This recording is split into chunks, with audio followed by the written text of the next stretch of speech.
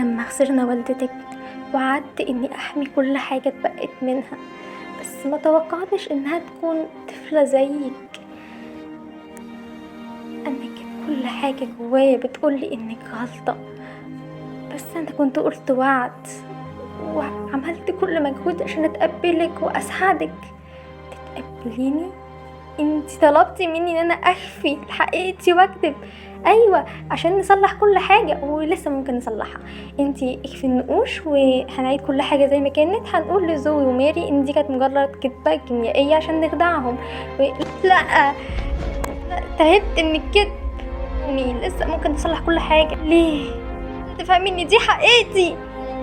بصيلي، انا مش قادره.